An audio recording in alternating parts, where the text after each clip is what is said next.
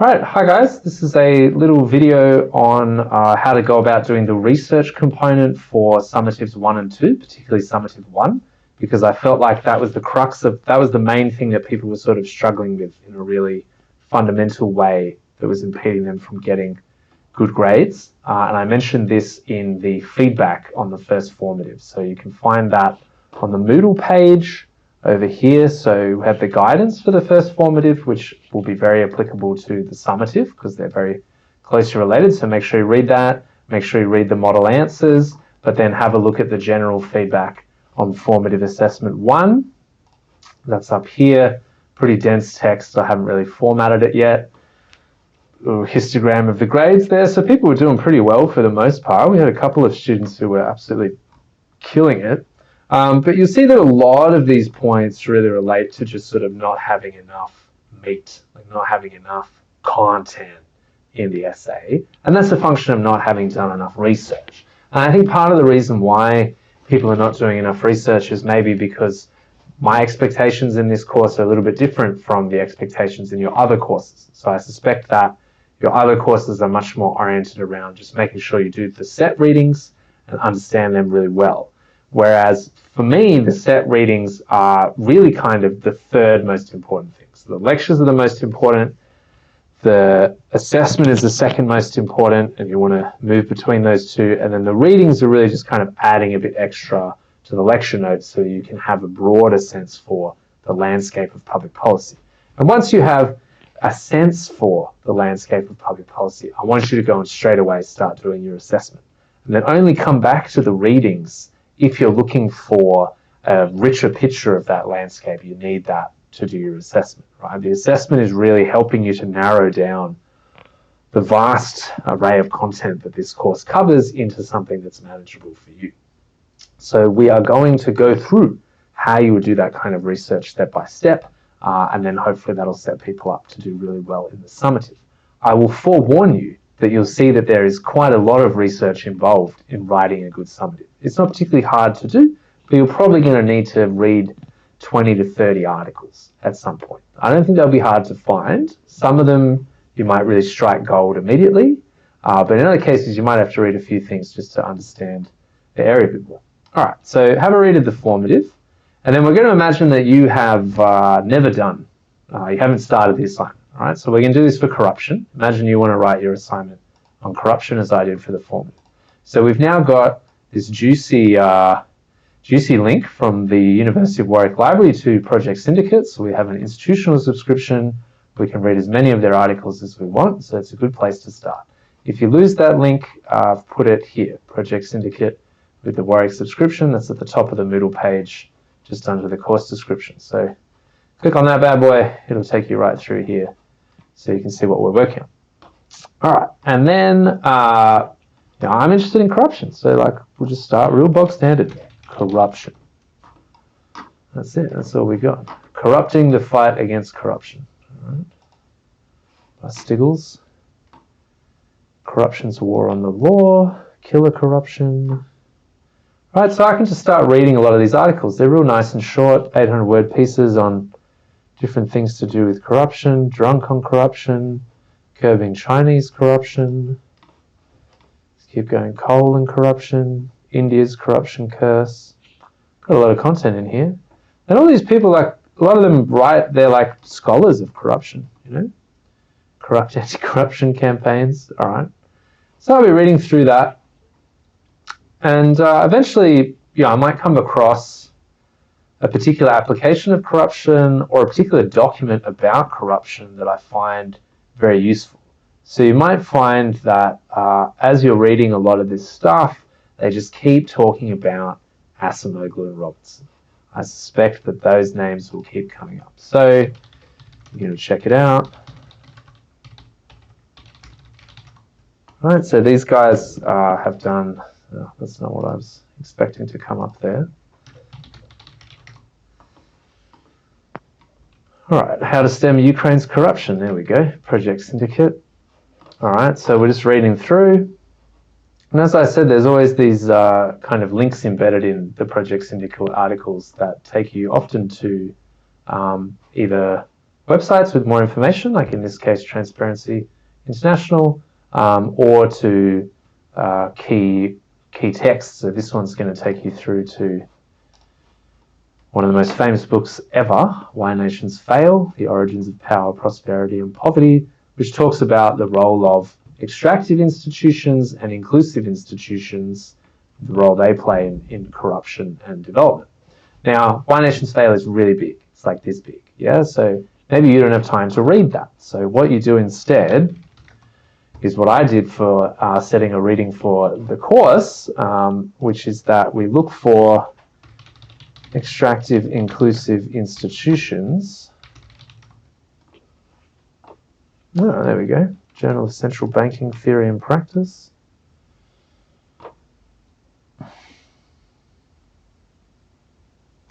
Where did I find this? Or, yeah, maybe we could do something like we could go Acemoglu, institutions, corruption.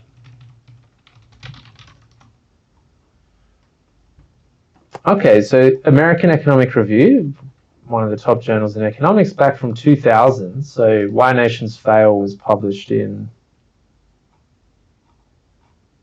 geez, that's a lot of reviews, isn't it? 2013. So this article is probably leading into this article, this book. So that might be an option. Any questions about corruption?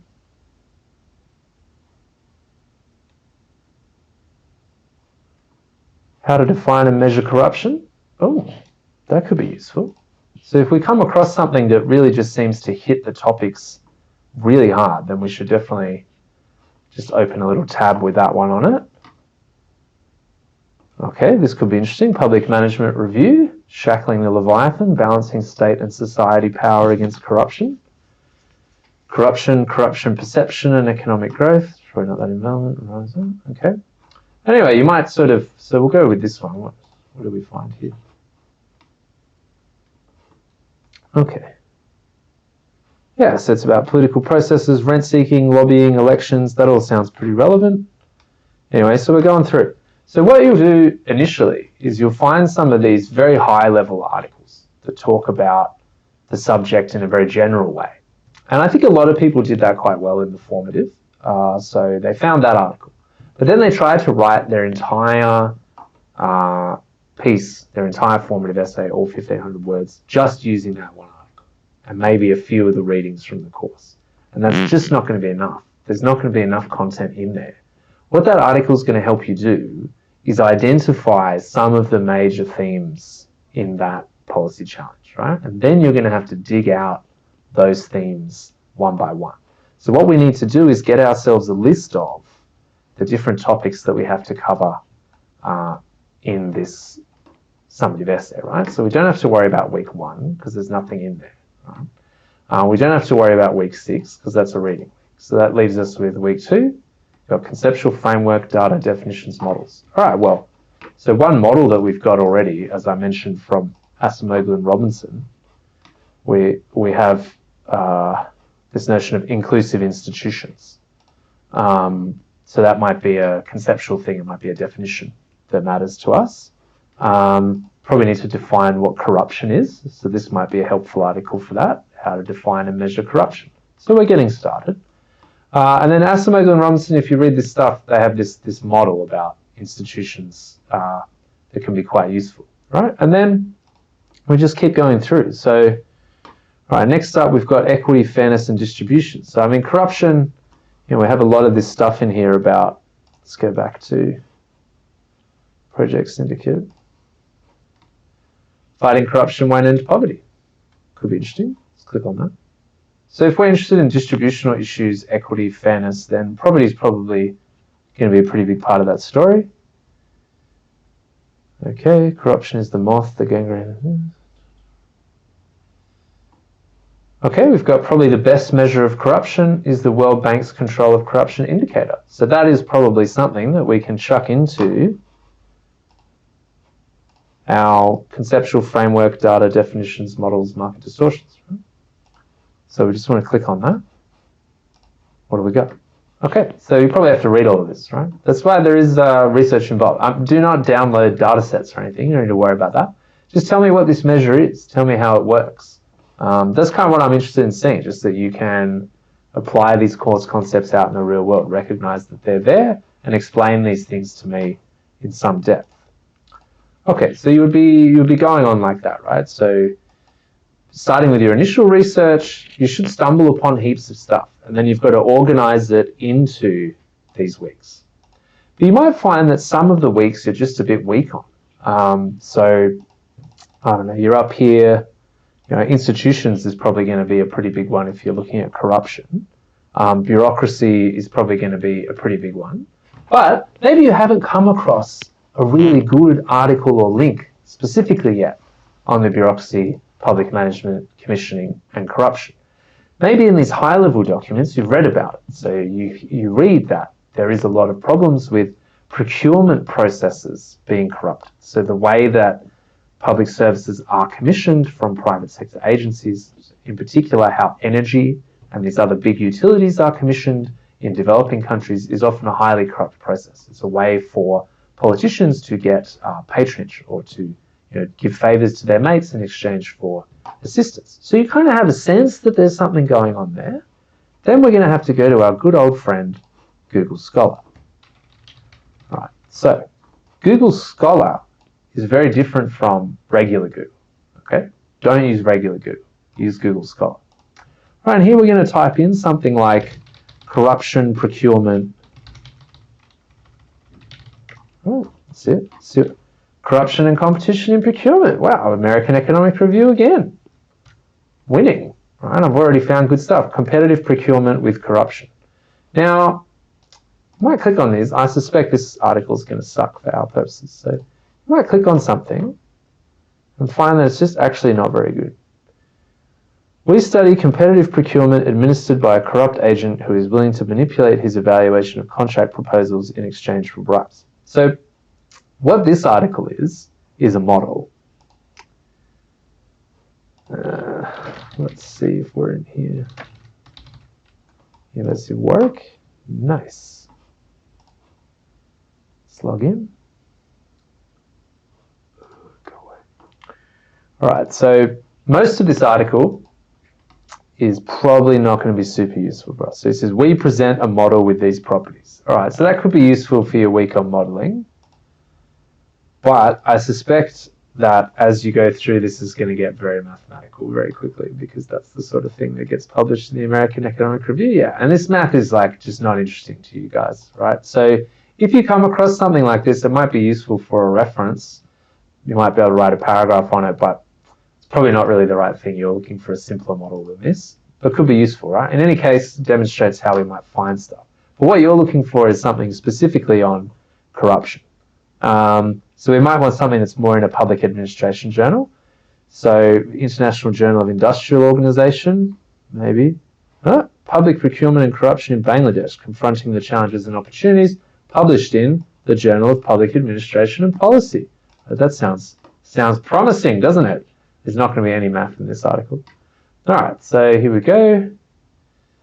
Ethics to discuss the role of public administration, measures to be adopted to prevent corruption in public procurement. Perfect, right? So I suspect that, I mean, you'll have to read it, but that this article will explain the nature of corruption in public procurement, talk about things that can be done against it, how it's measured. There'll be plenty of content here for you to write one paragraph in the section on public procurement and corruption. Sorry, the week on, let's get exactly what it's called.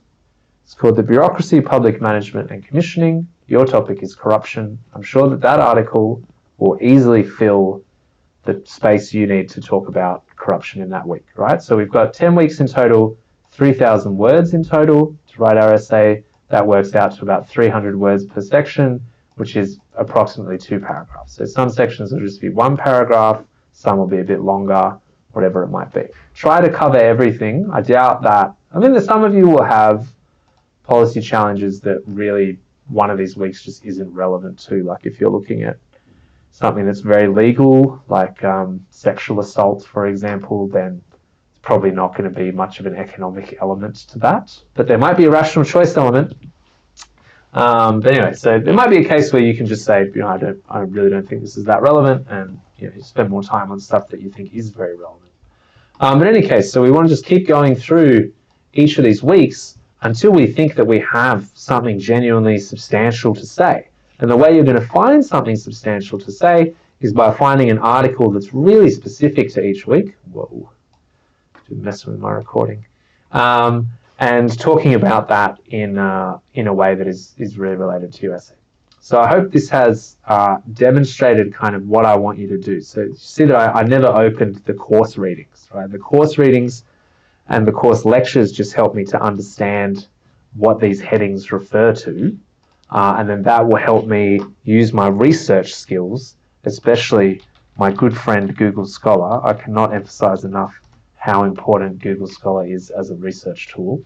And JSTOR, also a very useful database, and things like Project Syndicate and the group I used to work for, which is we don't even need a subscription for, East Asia Forum.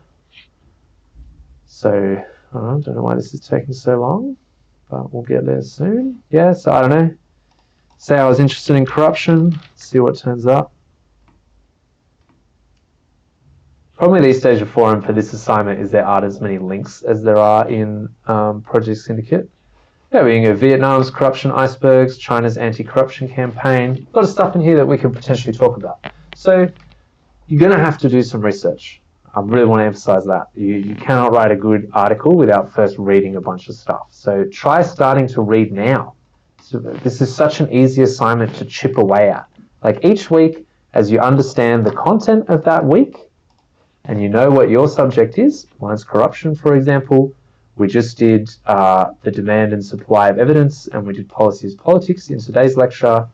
I'll just go in there, the politics of corruption. Let's find out. The politics of corruption in the People's Republic of China, the politics of corruption in Latin America, the corruption of politics and the politics of corruption, an overview. Like we will find stuff in here. Talk about, bureaucratic corruption and maladministration. That's back into our procurement topic.